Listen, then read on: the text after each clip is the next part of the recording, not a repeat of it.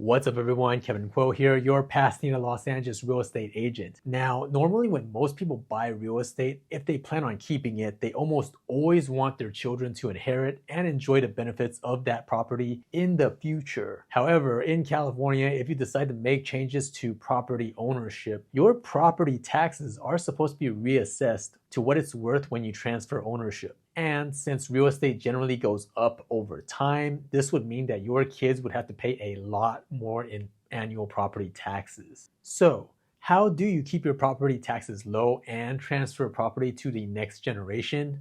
Today, we're talking to my good friend and title company officer, Jerry Wu at Steward Title, to discuss how to take ownership or transfer ownership of your real estate assets. But before we get started, if you're new to my channel, my name is Kevin Kuo, your Pasadena, Los Angeles real estate agent. And I'm here to provide value and information about living around the greater Pasadena, Los Angeles area. Whether you're looking to buy or sell, my partners and I would love to help achieve your real estate goals. You can contact me directly or book an appointment in the description down below.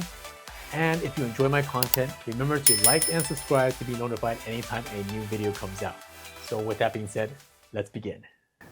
Welcome to the Living in Pasadena, California channel. This is your realtor, Kevin Kuo. I'm with my friend Jerry Wu from Steward Title. Why don't you tell us a little bit about your background, like how long you've been doing this? Yeah, absolutely. Well, first of all, thanks for having me on. So I've been in the title industry now for over 10 years. I think I started around 2011.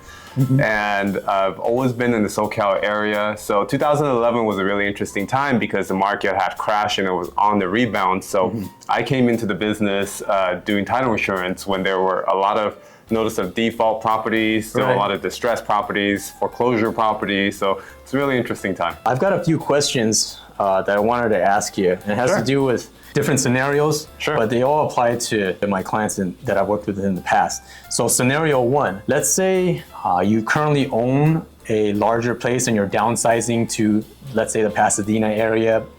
You bought the place that you currently own a long time ago, so you've got very low property taxes.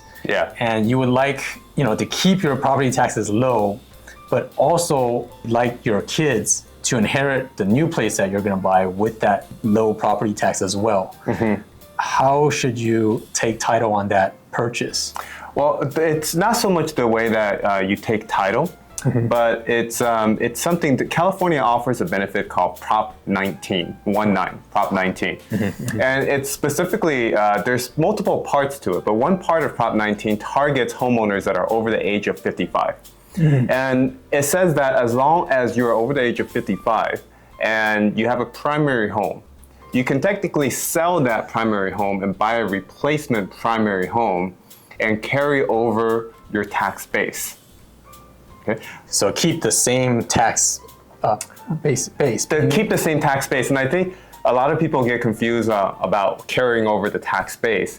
I think there's a lot of misconceptions because people think that if I'm carrying over, if I used to pay $1,000 on my original property, for example, and that means if I get to carry it over, then I get to continue paying $1,000. And that's not necessarily the case. So you see property tax, it's actually calculated off what we call assessed value. Okay? Or base value, it's the same thing. So let's say if your property tax is 1%, it's actually 1% of whatever is the assessed value on that property. Okay, and the assessed value is what gets carried over. Let me give you a scenario. So let's say you bought a house in 1990, right? And you bought it for, let's just say, $100,000. So more than likely, your property tax is going to be reassessed to $100,000 in the year 1990. So if your property tax is 1%, then 1% of $100,000 would be $1,000. Now, we also have this other thing called Prop 13 in California, where it says that unless you make some changes to your title or you make some additions, the assessed value can legally only increase every year by up to 2%. Okay, so your $100,000 assessed value is increasing every year by 2%, very, very slowly. But the value of your house is increasing at a much faster rate, right?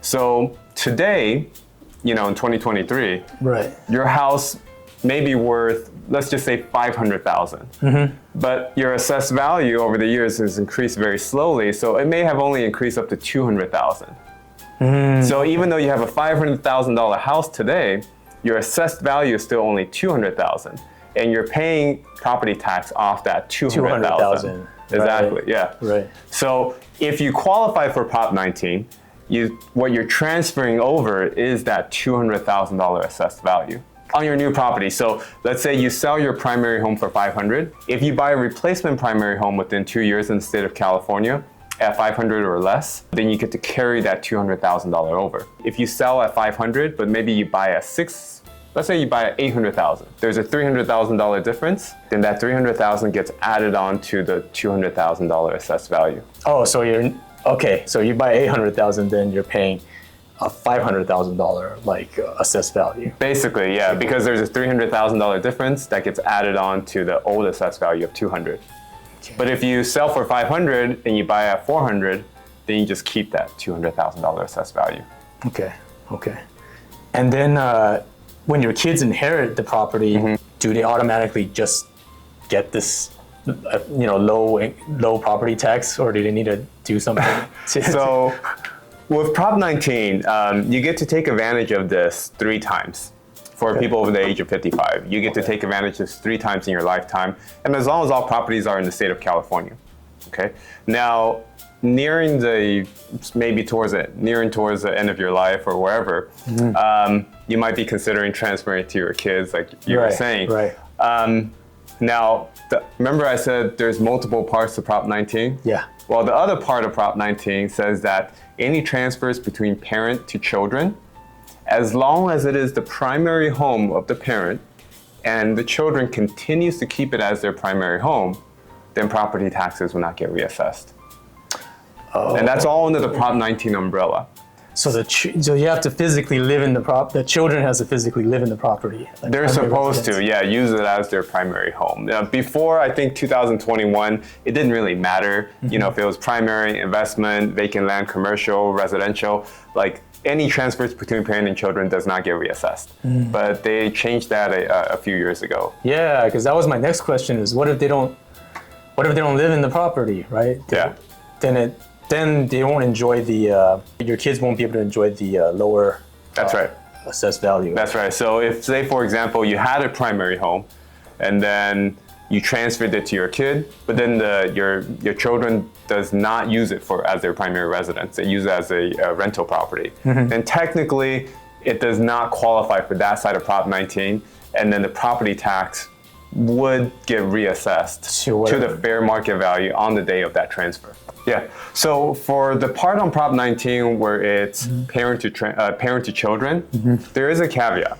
So let's say you qualify, right? Let's say it's the primary home of the parent, and when the parent transfers it to the children continues to use it as their primary home. Let's say that part is all met. Well, there is somewhat of a caveat, and it's the fact that the county, even if you qualify, they give you only up to $1 million allowance. So let's run a scenario, right? Let's run a scenario. Okay. Let's say the parents have an existing home and it's currently only assessed at $300,000. Remember, property tax is based off the assessed value. So pretty low, right? Now you transfer it to the children and it qualifies. So what the county does is they add on a $1 million allowance. So $300,000 plus $1 million, and now you have $1.3 million to work with. Okay. Now let's say if on the day of that transfer, the fair market value is 1.3 or less. Okay, so the fair market value on the day of transfer, if it's 1.3 or less, then no reassessment happens. The children gets to keep that $300,000 assessed value.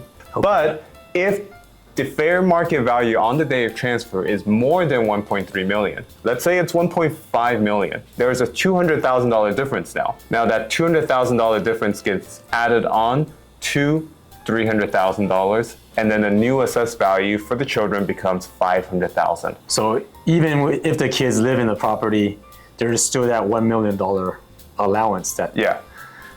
So you can't transfer if the property is worth $2 million, you're still gonna have to pay that extra 1.3, $700,000 in the difference, right? Wow. So, but it's still a pretty good benefit. Yeah. I mean, either way, it's something. According to the Los Angeles County Assessor's website, in order for your kids to keep your home's assessed value, they have to move into your primary residence and make it their own primary residence within 1 year of your death. In case they need to move somewhere else later on, your kids would need to live inside of your primary residence for at least 2 years in order to keep your residence from being reassessed and maintain your current low property taxes.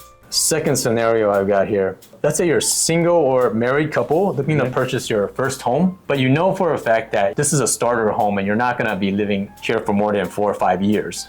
You're not sure if you're gonna sell the house afterwards or you wanna rent it out. What would be the best title to take when you purchase this property? So when you buy a property, you have to choose what's called a vesting method, vesting. Okay, so you might have heard of it before, like joint tenants, tenants in common, community property, and so forth. So a lot of that, how you choose, has to do with how the property gets handled if somebody passes away and so forth. Okay, so I guess your question is, should they hold title under a certain vesting? The two people buying the property, or under like an LLC. Can you elaborate what it exactly is an LLC and why people hold property under one?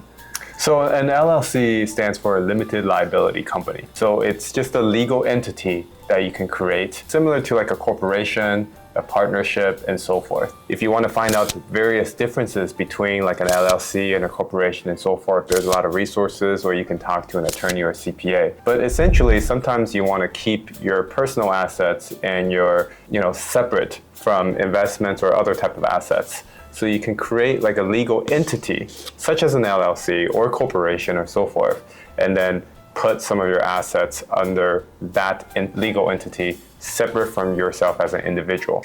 Yeah, because I'm assuming that if you want to rent out the property in the future, that it'll be better to hold it under an LLC. So shouldn't you just buy it under an LLC?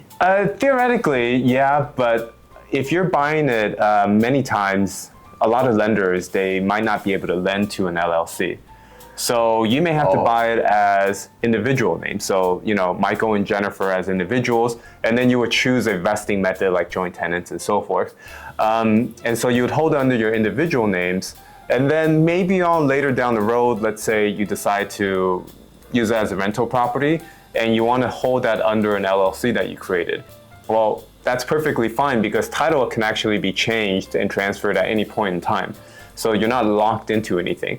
So let's say you create your LLC, and then you want to start renting out the property. You create this LLC. Then what you can do is transfer the property from your individual's names, and then change that to your LLC to keep somewhat of a separation between your personal and your investments. Right.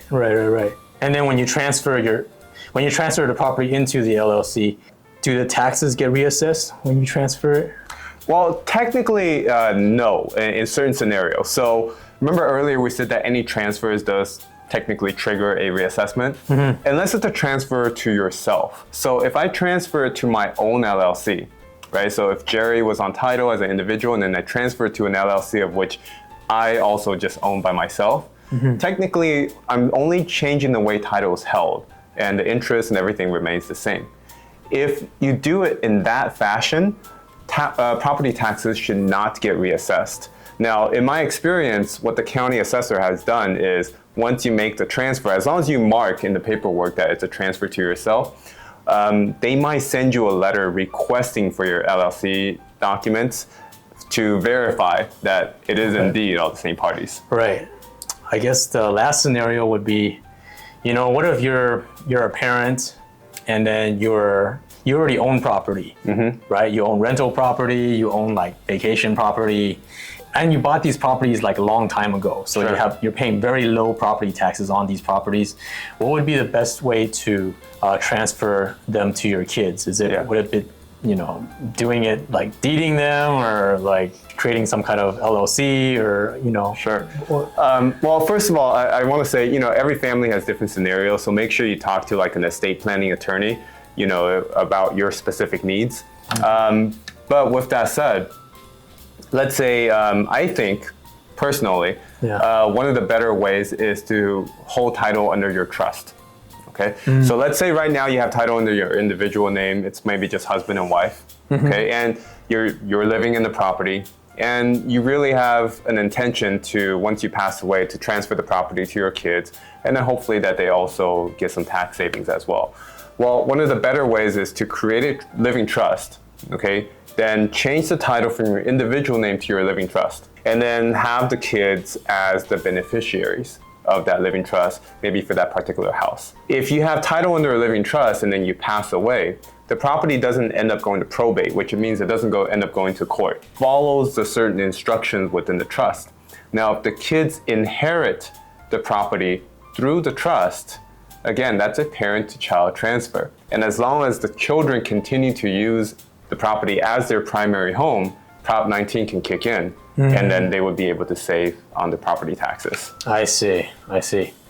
But if the property was never used as a home, like to begin with? What about investment properties and rental properties? And that's the unfortunate thing. If the property, Prop 19 says, in order to qualify for that parent-to-child reassessment exclusion, the property has to originally be used as a primary residence, and then the children then have to continue to use it as a primary home. Okay. If that situation isn't met on either side, then it doesn't really work out. So even if you put your rental property into a family trust, if you pass, then they won't be able to keep the low income. Right. Then the property taxes would then technically get reassessed. Oh, wow. Yeah. Okay. All right. So, I mean, this was a way that, the government was trying to encourage people to sell more homes, right? Instead of holding them on to, keeping it to the family.